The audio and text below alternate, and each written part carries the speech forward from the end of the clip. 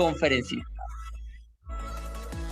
Cerrando de la mejor forma este segundo seminario internacional de bionanotecnología, vamos a dar paso en este preciso momento a la máster Gabriela Campos. Queremos informarle que ya se encuentra también nominada como coanfitriona, pero antes vamos a conocer la trayectoria también de la persona con quien vamos a estar compartiendo en estas jornadas académicas y cerrando este segundo seminario internacional de bionanotecnología. La máster Gabriela Campos es ingeniera química, graduada en la Escuela Superior Politécnica de Chimborazo, en Ecuador. Mejor egresada de la carrera de Ingeniería Química en la promoción 2014. Mejor graduada de la Facultad de Ciencias Químicas de la Escuela Superior Politécnica de Chimborazo en el año 2015. Máster en Química Sostenible por la Universidad de Valencia, en España. Es estudiante de la Maestría en Tecnologías e Innovaciones Educativas. Ganadora de la beca Luis Vives por méritos académicos, ganadora del Premio Extraordinario en Química Sostenible, ganadora de la beca para la Escuela de Liderazgo de la Fundación Fiscal y presidenta ejecutiva de Saga Científica, uno de nuestros auspiciantes oficiales de estas jornadas. Estimada Gaby, qué gusto poderla recibir. Estaremos hablando sobre la temática de síntesis de nanopartículas de perovskita sin ligados orgánicos para la fotodegradación de contaminantes orgánicos. Estimada Gabriela, un gusto poder compartir con usted en estas jornadas. Vamos a dejar de compartir pantalla, puede habilitar tranquilamente el audio y también compartirnos su presentación. Gaby, le podemos escuchar. Buenas noches con todos, estimados participantes. Buenas noches de igual manera con leves capacitaciones. Muchas gracias al ingeniero Eric Ureña por la invitación.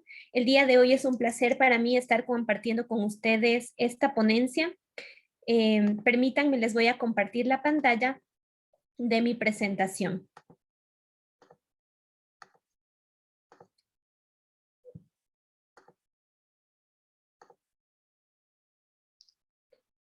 Muy bien.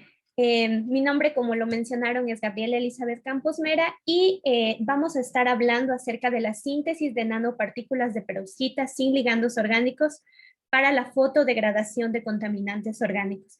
Esta investigación la realicé en la Universidad de Valencia, en el Instituto de Ciencia y Tecnología Molecular. Permítanme, les comparto el índice. Vamos a empezar con una breve introducción, luego les compartiré los objetivos de mi investigación, pasando por los resultados y discusión de la misma, y finalmente las conclusiones. Como una breve introducción, vamos a ver qué son las perovskitas, ¿no? Esta palabra, si tal vez no la han escuchado, les puede resultar un poquito rara, pero las perovskitas no son nada más que compuestos que tienen la misma estructura que el titanato de calcio. Se llaman perovskitas debido a que el titanato de calcio se lo llama también perovskita, y como tienen la misma estructura, se les llama así. La fórmula general de las perovskitas es esta que vemos aquí, ¿no? AMX3. De esta manera nosotros podemos ver cómo está formada una perovskita. A va a representar un catión, M de igual manera va a representar un catión y X va a representar un anión. Este anión puede ser cloro, bromo, yodo o una mezcla de los tres. Dentro de la clasificación de las perovskitas tenemos a las perovskitas de haluro de plomo, en donde M, el catión M va a ser plomo y el anión X va a ser cloro, bromo, yodo o, como les indiqué, una mezcla de los tres. También dentro de esta clasificación de las perovskitas de haluro de plomo tenemos una subclasificación. Tenemos las perovskitas de haluro de plomo inorgánicas y las perovskitas de haluro de plomo híbridas. Las perovskitas de haluro de plomo inorgánicas son aquellas en las cuales el catión A va a ser un catión inorgánico, por ejemplo el cesio, y las perovskitas de haluro de plomo híbridas van a ser aquellas en las que el catión A va a ser orgánico. Puede ser, por ejemplo, metilamonio o el formamidinio, que son muy utilizados. Esto es en general perovskitas, ¿no? Pero como estamos hablando de nanopartículas, para que las perovskitas sean nanopartículas, deben tener sus 3 dimensiones menores a los 100 nanómetros, como se muestra aquí, ¿no? Además, las principales características de las perovskitas y las que les hacen tan interesantes es que tienen amplios espectros de absorción, espectros de emisión estrechos, alto rendimiento de fotoluminiscencia y buena fotoestabilidad. Esto es excelente ya que permite que las perovskitas puedan ser aplicadas como nanopartículas en diferentes aplicaciones. De igual manera, las perovskitas son semiconductores. Debemos recordar que los semiconductores son aquellos que tienen su banda de valencia llena y su banda de conducción vacía, y que al ser irradiados por la luz forman el par electrón hueco, y al recombinarse el par electrón hueco se va a producir esta luminiscencia, ¿no? Que es lo que nos interesa en una perovskita. Pero no solamente nos interesa la luminiscencia, sino, como vamos a ver, también hay otras aplicaciones que tienen las perovskitas de haluro de plomo. La principal aplicación es en celdas solares, es en lo que más se ha estudiado. También se las ha estudiado como dispositivos emisores de luz o LED, como fotodetectores, pantallas de TV y en fotocatálisis. Aquí están algunos artículos que hablan acerca de estas aplicaciones, pero el día de hoy nos vamos a centrar principalmente en la fotocatálisis. Para nosotros formar a las perovskitas existen diversos métodos, ¿no? Uno de los métodos es el de reprecipitación asistida por ligandos, en el que para que la perovskita se vuelva nanopartícula o para que se haga tan pequeñita, se utilizan los ligandos. ¿Qué ventajas tienen estos ligandos que pueden ser generalmente orgánicos? Que controlan el tamaño de las nanopartículas, es decir, hacen que se vuelvan pequeñitas, disminuyen efectos de agregación, no permiten que se agreguen y contribuyen a su estabilidad coloidal, es decir, que se mantengan como coloides y no precipiten, de manera que puedan ser, por ejemplo, puestas en vidrio, en una superficie de vidrio y utilizadas. Pero asimismo los ligandos también tienen desventajas. Por ejemplo, dificultan la preparación de películas delgadas conductoras, y si nosotros queremos eliminar un ligando después de que sintetizamos ya la perovskita, esto hace que se disminuya dramáticamente el rendimiento cuántico de fotoluminiscencia y también hace que las nanopartículas se agreguen, ¿no? Entonces, por lo cual se vio la necesidad de buscar un método para realizar nanopartículas de perovskita que no tengan ligandos orgánicos, y a estas se les llama nanopartículas de perovskita desnudas, ¿sí? Esta investigación fue realizada por nuestro equipo de investigación, especialmente por la doctora Sorrangel, en la cual se realizó lo siguiente, ¿no? Para realizar la nanopartícula de perovskita, lo que se hacía es añadir un exceso de metilamonio, de manera que el metilamonio formaba parte de la nanopartícula, pero también estaba como ligando en la superficie de la nanopartícula. Pero esto hacía que no tenga un buen rendimiento, y como se quería hacer nanopartículas desnudas, es decir, sin ligandos orgánicos, lo que se hizo es añadir este compuesto, ¿no? El hexafluorofosfato de potasio, de manera que el potasio reemplazó al metilamonio en la superficie de la nanopartícula. Esto sucedió porque la fuerza de enlace entre el potasio y el bromo era más fuerte que entre el potasio y el metilamonio. Lo que se obtuvo son nanopartículas muy estables coloidal y químicamente, de forma cúbica, de 69 nanómetros, pequeñas, y también se obtuvo un rendimiento cuántico de fotoluminiscencia del 17%, que es muy bueno. Recordemos que el rendimiento cuántico de fotoluminiscencia es bueno desde el 10%. Entonces, era muy bueno como coloide, y de 6% ya cuando se lo ponía en un sólido.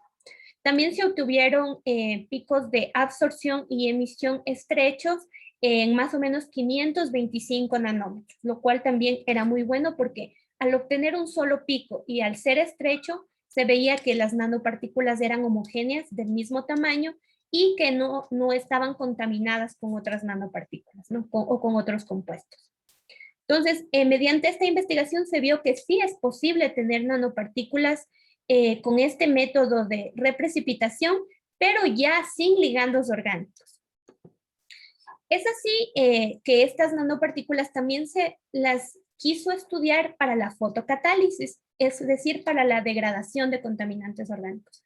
Hoy en día los contaminantes orgánicos son un problema de contaminación ambiental, y la forma más adecuada de eliminarlos de manera limpia y efectiva es mediante la fotocatálisis.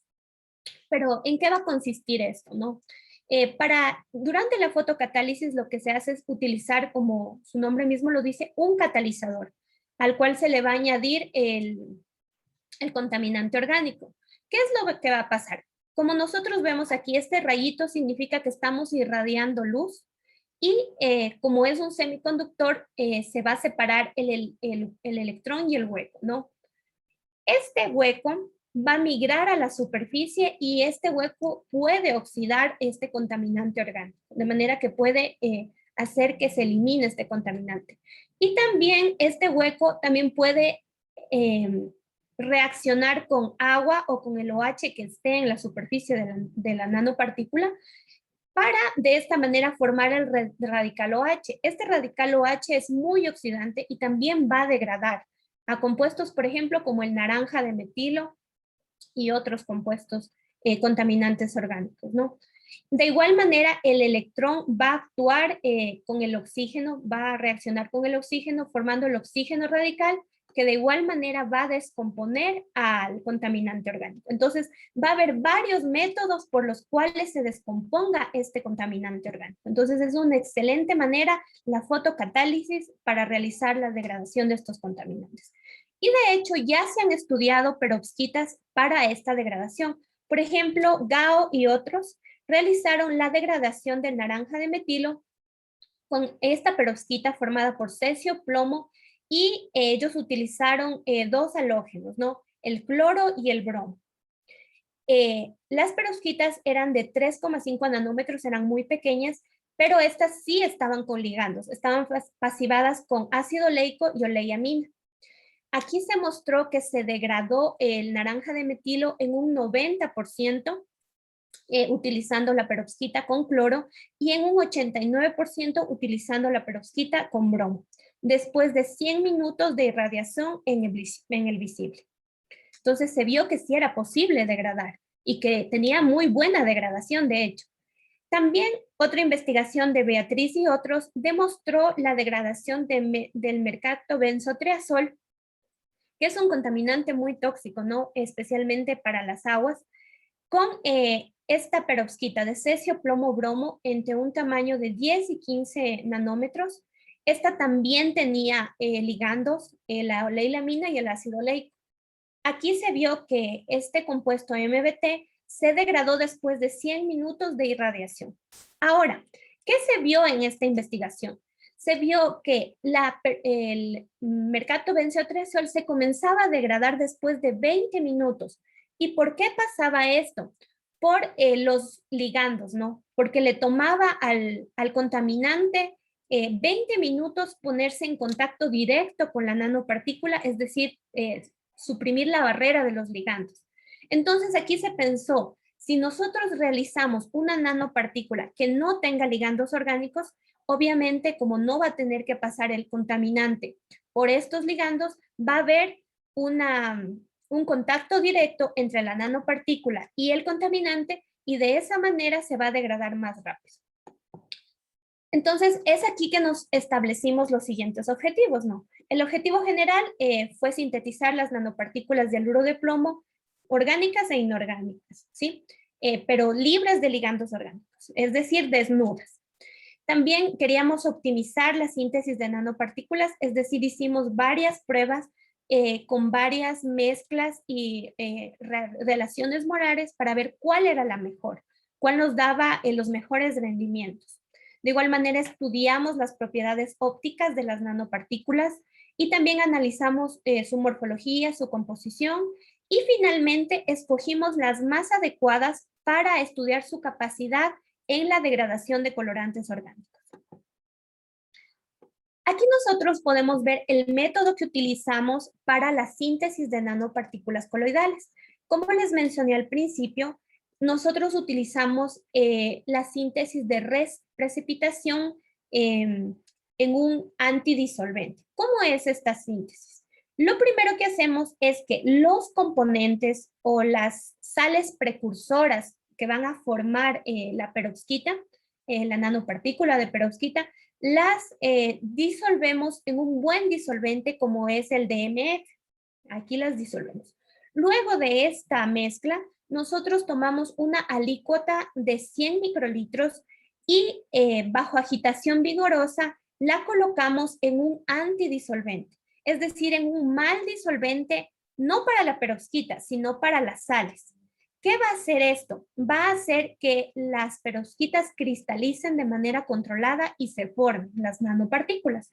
Generalmente, bueno, en nuestro caso fueron de manera de cuadritos, ¿no? De esta manera. También obtuvimos hexagonales, pero esas no las estudiamos tan a fondo, ¿sí? Entonces, esta es la forma en la que nosotros realizamos la síntesis de nanopartículas. Lo bueno de esta síntesis es que los precursores, al ser iónicos, no necesitan altas temperaturas para formarse, porque antes las nanopartículas se formaban a altas temperaturas. Entonces, esto hace que puedan formarse varias nanopartículas, podemos hacer muchos experimentos al mismo tiempo y de ellos ver cuál es el mejor.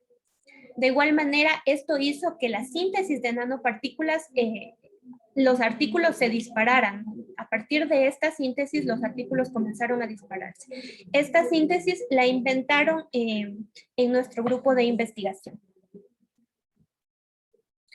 Para nosotros purificar las nanopartículas de perovskita, lo que se hizo es someterlas a centrifugación, eliminar el sobrenadante en el cual se iba a encontrar obviamente el DMF y nuevamente volver a redispersar las nanopartículas en el antidisolvente, ¿no? Para que se mantengan estables. Aquí están todas las nanopartículas más interesantes. Sintetizamos muchas, pero estas fueron las más interesantes. Para ello nosotros utilizamos como precursores el bromuro de plomo, el ácido bromídrico y en este caso para las nanopartículas 1 utilizamos el acetato de cesio y para las nanopartículas 2 utilizamos el oleato de cesio. Aquí está la relación molar que utilizamos y el antidisolvente en el cual precipitamos las nanopartículas. En el caso de la primera nanopartícula lo hicimos en acetato de etilo, de la segunda en acetato de etilo tolueno en una relación de 7:3 y en la tercera y la cuarta en tolueno nada más.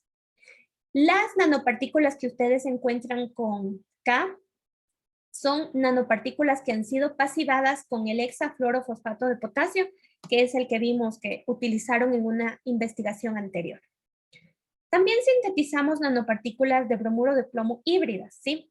Para esto utilizamos una mezcla de metilamonio y cesio, de igual manera pasivada con potasio, de metilamonio nada más, de formamidinio y metilamonio, y de formamidinio y metilamonio pasivada con potasio.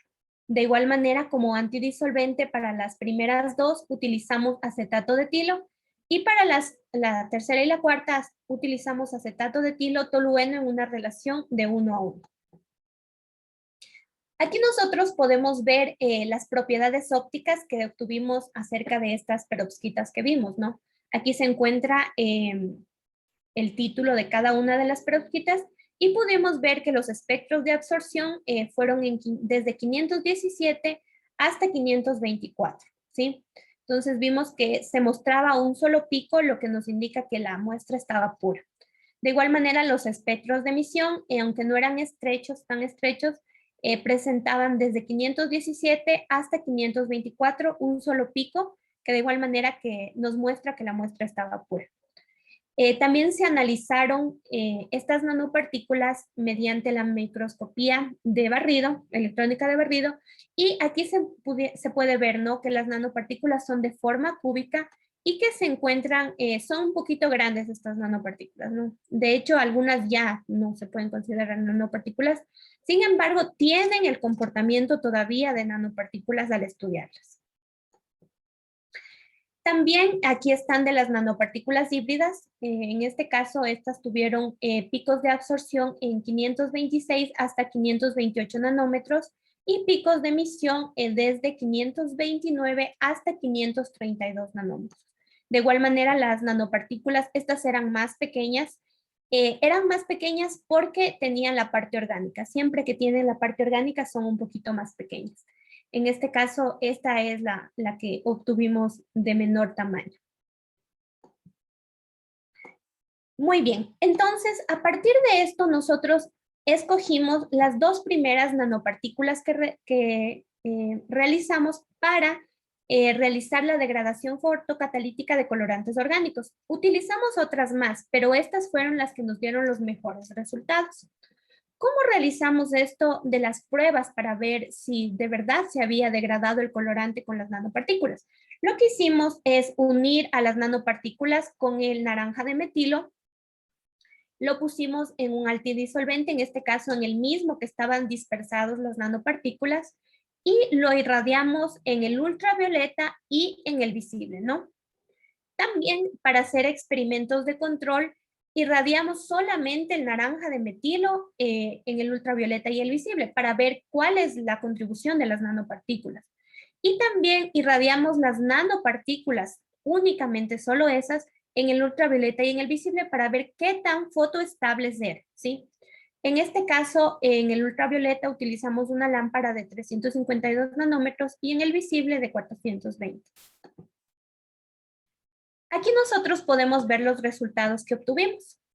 Aquí en el primer gráfico nosotros podemos ver cómo este pico que corresponde al naranja de metilo, a la absorción del naranja de metilo, va disminuyendo. Esto quiere decir que el naranja de metilo se está degradando en presencia de la nanopartícula y de la irradiación, ¿sí? De igual manera, hicimos experimentos con el naranja de metilo y la nanopartícula en la oscuridad, es decir, sin irradiar, para ver si había una competencia de degradación química, ¿no? Si tal vez había degradación química. Pero como podemos ver en la segunda imagen, la línea celeste representa cuánto se ha degradado las nanopartículas cuando se encuentran con el colorante y cuando se les irradia en el UV. Y de igual manera, en el tercer gráfico podemos ver la línea celeste, cuánto se han degradado las nanopartículas cuando se encuentran con el colorante y cuando se les irradia en el visible. La línea roja en ambos nos representa las nanopartículas cuando se irradiaron.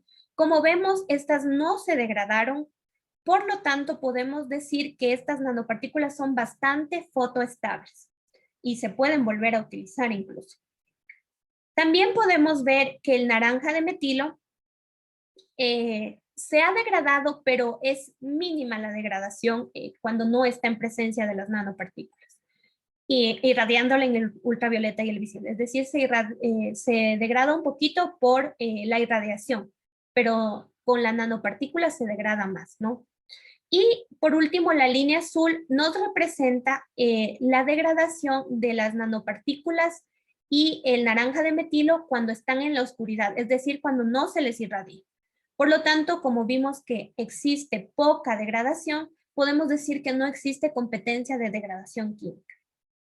Entonces aquí vemos que con la primera nanopartícula, que es la de cesio plomo bromo 3, en este caso sin pasivación de potasio, en el UV se demoró 90 minutos en irradiarse y el porcentaje de degradación fue del 78%, y en el visible, después de 60 minutos de irradiación, el porcentaje de degradación fue de 76%. Las siguientes nanopartículas, estas fueron las que nos dieron los mejores resultados. De igual manera, aquí podemos ver que en 10 minutos ya se ha degradado muchísimo la nanopartícula. Esto podemos ver en la primera imagen. Y vemos que al cabo de 90 minutos ya se ha degradado en un 88% cuando irradiamos en el UV, y en el visible en 50 minutos ya se degrada el 80%. Es decir, tenemos una excelente fotodegradación, ¿no? Aquí también podemos observar en las imágenes 2 y 3, por ejemplo, que la línea celeste nos muestra cómo las nanopartículas unidas al naranja de metilo y con irradiación UV y visible se han degradado bastante, ¿verdad? Pero las nanopartículas solamente irradiadas cuando están solitas no se degradan, por lo que también son muy fotoestables. Y también podemos ver aquí que la parte azul, no, las nanopartículas en la oscuridad de igual manera se degradan solamente un poco. Y de igual manera, las nanopartículas con el naranja de metilo solo, sin nanopartículas, de igual manera, al ser irradiado en el ultravioleta y en el visible, casi no se degrada mucho. Entonces vemos que efectivamente estas nanopartículas son muy buenas para la fotodegradación de estos contaminantes orgánicos, en este caso el naranja de metilo. Aquí también podemos ver una imagen de la mezcla, ¿no? Antes de la irradiación y después de la irradiación. Recordemos que tanto las nanopartículas como el naranja de metilo tienen esta coloración como un poquito amarilla, ¿no? Como se utiliza un poquito nada más, aquí podemos ver que la diferencia es mínima. Sin embargo, se puede ver la diferencia, ¿no? Aquí podemos ver las nanopartículas con el naranja de metilo y después de la irradiación ya solo queda el color de la nanopartícula. Ya no se ve el color intenso del naranja de metilo. También podemos ver aquí la comparación entre ambos catalizadores utilizados, es decir, entre ambas nanopartículas, y podemos ver efectivamente que con la segunda nanopartícula pasivada con potasio tuvimos un mejor resultado, ¿no? Se produjo una mejor degradación. De hecho, aquí en el UV, después de 90 minutos, tuvimos 88% de degradación. Es decir, este es el mejor resultado que obtuvimos. Para nosotros comprobar que definitivamente no había ya naranja de metilo dentro de la cuba en donde uno examinó las nanopartículas, nosotros hicimos lo siguiente. Examinamos primero el naranja de metilo en un análisis de RMN, ¿sí? Luego a las nanopartículas con el naranja de metilo irradiadas las centrifugamos y las separamos. El sobrenalante en el cual se iban a encontrar los posibles productos de degradación y el sólido en el cual obviamente se encontraban las nanopartículas.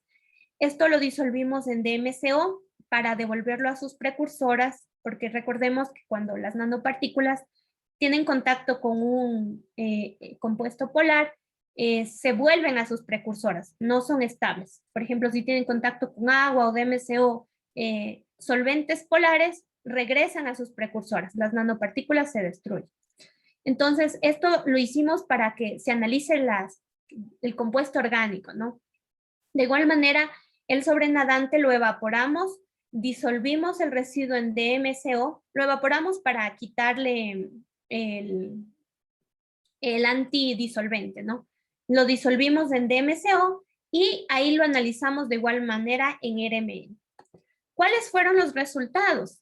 Aquí nosotros podemos ver el espectro de RMN del naranja de metilo, ¿no? Aquí podemos ver estos picos que son característicos del naranja de metilo. Cuando vimos los picos en las nanopartículas que sacamos después de la irradiación, vimos que ya no existían estos picos, ¿sí? Y también en el sobrenadante vimos que ya no existían estos picos, lo cual nos confirma que efectivamente el naranja de metilo, luego de ser irradiado en presencia de las nanopartículas en el ultravioleta y en el visible, efectivamente se mineralizó y ya no estaba como naranja de metilo, ¿no? Entonces, aquí nosotros también quisimos analizar el mecanismo de fotodegradación del naranja de metilo utilizando las nanopartículas de perovskita. Para ello, nosotros queríamos ver cuál es el radical que era el fundamental para la fotodegradación. Para ello, nosotros realizamos el mismo experimento de irradiación de las nanopartículas con el naranja de metilo, pero en presencia de aire y en presencia de nitrógeno, es decir, sin aire. Entonces queríamos ver qué tanto el oxígeno del aire era relevante para la fotodegradación. Entonces aquí pudimos ver algo que definitivamente nos confirmó que el oxígeno era muy importante para formar este radical oxígeno y de esa manera degradar al naranja de metilo. Aquí nosotros vemos la línea negra es la degradación que se obtiene en atmósfera de nitrógeno y la roja es la degradación que se obtiene en aire. De igual manera, aquí tenemos en nitrógeno y en aire, con las dos nanopartículas. Y se ve claramente cómo la línea roja se ha degradado más, ¿no? Es decir, en atmósfera de aire se degrada más que en atmósfera de nitrógeno. Por lo cual propusimos el siguiente mecanismo de fotodegradación, que las nanopartículas, cuando nosotros las irradiamos, se separa obviamente el electrón y el hueco, como podemos ver aquí. ¿Y qué es lo que va a pasar? El naranja de metilo se combina con el radical oxígeno formado por la interacción del electrón con el oxígeno y se mineraliza el naranja de metilo. De igual manera, el naranja de metilo se combina con el hueco, se oxida y se mineraliza, ¿sí? Este fue el mecanismo por el cual se mineralizaron estos contaminantes orgánicos, en este caso el naranja de metilo. Por último, nosotros vamos a decir las conclusiones, ¿no? Nosotros preparamos con éxito las nanopartículas de perovskita libres de ligandos orgánicos. Recordemos que esto no se había hecho, habían solamente una investigación que era la de nuestro grupo, pero sí lo pudimos volver a replicar. Y estas nanopartículas de igual manera presentaron estabilidad química, fotoquímica, espectros de emisión estrechos que son muy importantes. Y la única cosa mala que tuvieron estas perovskitas es que tenían bajos rendimientos cuánticos de emisión.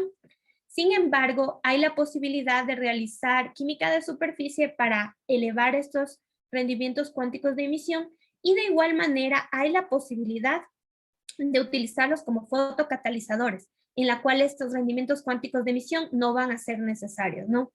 No van a ser importantes. Es por eso que vimos esta aplicación como la más importante.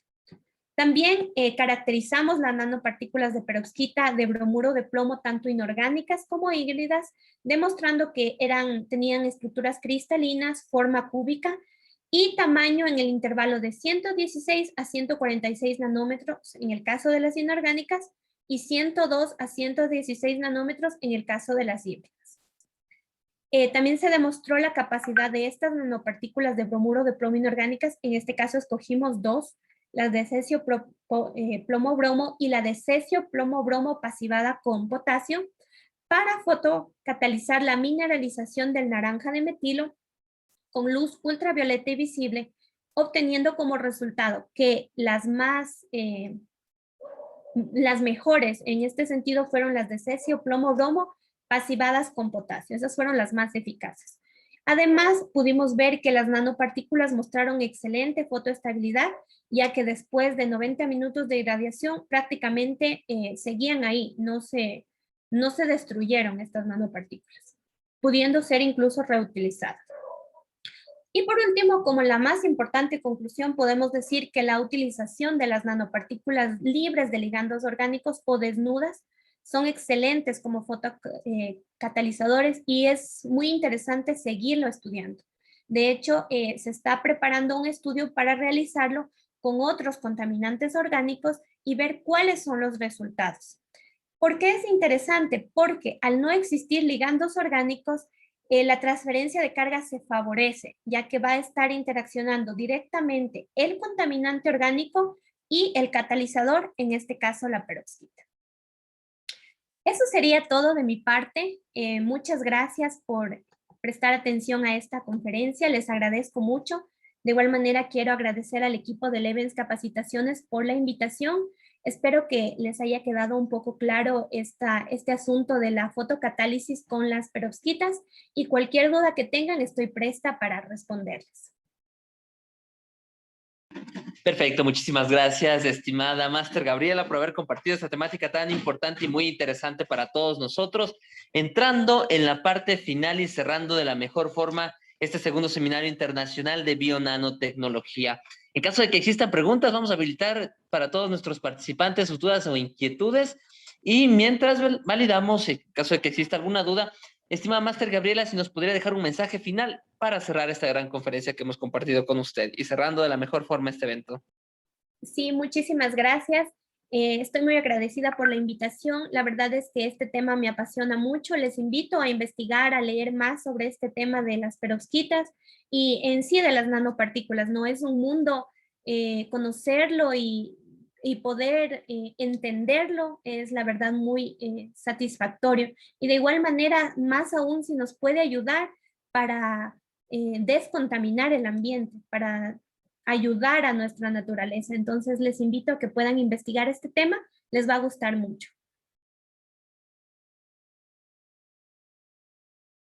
Perfecto, muchísimas gracias, estimada maestra Gabriela, por ese último mensaje que nos han dejado y que estamos precisamente compartiendo y con el cual estamos entrando a la parte final de estas jornadas académicas a nombre de Levens Capacitaciones. Pues le hacemos llegar nuestro extensivo saludo, desearle los mejores éxitos y será hasta una próxima oportunidad, maestra Gabriela. Y con todos ustedes, amigos, llegando a la parte final de este evento, únicamente vamos a dar unas últimas indicaciones para todos nuestros participantes y pues mencionarles también cuál va a ser y cuál ha sido ya seleccionado nuestro siguiente ganador del sorteo que hemos estado compartiendo.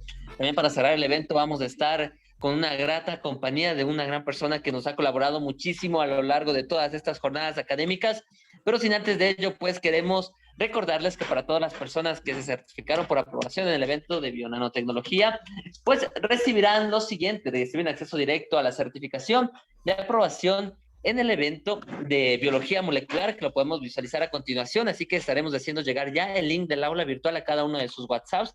Para las personas que se han inscrito, estaremos haciéndoles llegar un ebook premium también sobre la parte de biotecnología y nanotecnología, una base de datos en NSBI y el simulador de biotecnología para diversas actividades que ustedes los van a poder realizar para todas las personas que se han certificado por aprobación en este evento. A cada una de nuestras asociaciones organizadoras que también están participando de estas jornadas de conferencias, y parte de ello también la Asociación de Química de la Pontificia Universidad Católica del Ecuador, gracias a la PUSE por formar parte de este ciclo de charlas, a RepTech Latam, la Red de Estudiantes de Biotecnología de Latinoamérica, Senano, Bioscience Club de Chaitech, la Asociación de Química de la Facultad de Ciencias Químicas de la Escuela Superior Politécnica de Chimborazo, Asociación de Química de la Universidad Central del Ecuador. Como nuestros auspiciantes oficiales a la Universidad Internacional STEC, que también se ha hecho partícipe en estas jornadas. Desde la UTE ascendió Centro de Investigación Biomédica, a la Universidad Central del Ecuador, su Facultad de Ciencias Químicas, a Saga Científica, Universidad Nacional Autónoma de México, al igual que la Asociación de Estudiantes de Biotecnología de la Universidad de las Fuerzas Armadas, ESPE, la Asociación Latinoamericana de Estudiantes de Ingeniería Química, ALEIQ, AEIC de la Universidad Central del Ecuador, Student Chapter, que también están formando parte de nosotros, como la Asociación de Estudiantes de Química de la Universidad Central del Ecuador, a la Universidad de Buenos Aires y con su Facultad de Ingeniería, a GER Vitro, que también han participado como ponentes y auspiciantes de nosotros, y como uno de nuestros principales organizadores, y gracias a quienes también hemos podido tener ponentes de lujo que han podido compartir con nosotros en estas jornadas académicas. Quiero dar el paso y la palabra a la presidenta de la Asociación de Estudiantes de Química, Chaitech, con quien vamos a estar cerrando este evento y tienen un mensaje muy importante que compartirnos. Estimada Cristina, qué gusto poderte recibir, una gran representante del sector estudiantil que hoy está participando con nosotros y que precisamente queremos darle el paso. Una también gran representante y ganadora de Hall Prize que estará representando con su proyecto. Estarán viajando en los próximos días y qué gusto poderte tener en la plataforma de Levens Capacitaciones. Nuestros mejores deseos, Cris. Y para cerrar el evento son muy importantes tus palabras, te podemos escuchar. Buenas noches a todos, ¿cómo están? Espero me estén escuchando muy bien. ¿Me confirman tal vez si mi micrófono está en su mejor estado? Perfectamente, Cris. Muchísimas gracias. Bueno, como mencionó Eric, mi nombre es Cristina Rubio, soy la actual presidenta de la Asociación de Estudiantes de Química de Chaitech. Y bueno, antes que nada, quisiera empezar agradeciendo y felicitando a la organización del evento por tanta dedicación y compromiso al momento de organizar este evento que, como hemos podido evidenciar, ha salido fabuloso en todos los sentidos. Por otro lado, quisiera agradecer a cada uno de los ponentes que se dieron lugar y nos mostraron un poco de su trabajo, su investigación y su esfuerzo plasmado en estos minutos que nos regalaron para explicarnos un poco de su trabajo. Aquí hemos podido también dar un paseo por temas excelentes, empezando desde el grafeno, los biofármacos, la liberación controlada de drugs delivery en inglés, de fármacos también, y bueno, en esta última ponencia que fue excelente, muchísimas gracias a todos los ponentes que han demostrado que la ciencia en Latinoamérica ha llegado para quedarse. Y bueno, por último, y no menos importante, a cada uno de los participantes que se han dado lugar y citan sus conferencias, que gracias a ustedes este evento ha sido un éxito. De parte de la Asociación de Estudiantes de Química, les deseamos grandes éxitos en este y en los futuros eventos y esperamos siempre estar pudiendo colaborar con ustedes y con todos. Brazos abiertos a todos, a la ciencia en Ecuador, en América Latina y en el mundo. Un saludo y bueno, con esto declaramos finalizado este magno evento. Muchas gracias.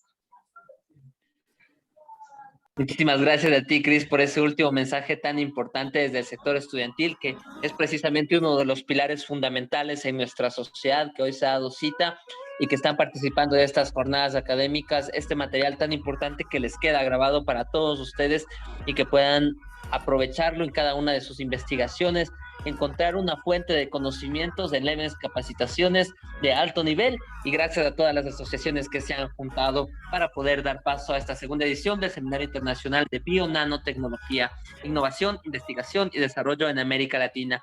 Me despido únicamente nombrando a nuestra ganadora del sorteo que pudimos realizar entre los participantes que se han inscrito por la certificación de aprobación, la señorita Lisbeth Hidalgo, con quien vamos a estarnos poniendo en contacto directamente, y gracias por esa confianza que ha depositado en el equipo de Levens Capacitaciones y de Bionatec. De igual manera, un saludo a nuestro coordinador general y director, el señor Stalin Rojas, con quien ha estado al pendiente de cada uno de los nexos y de los vínculos que hoy han permitido que podamos ser parte de estas jornadas académicas. Nuestro infinito agradecimiento y recordarles que ustedes son ya no el futuro de la sociedad, sino son el presente, y ahora debemos demostrarlo con hechos, con investigaciones que impacten y trascienden en la sociedad, y que cada uno de nosotros podamos seguir aportando al crecimiento de todos nosotros. Un abrazo a toda la distancia y que pasen muy bien y una muy bonita noche con cada uno de ustedes. Hasta una próxima oportunidad.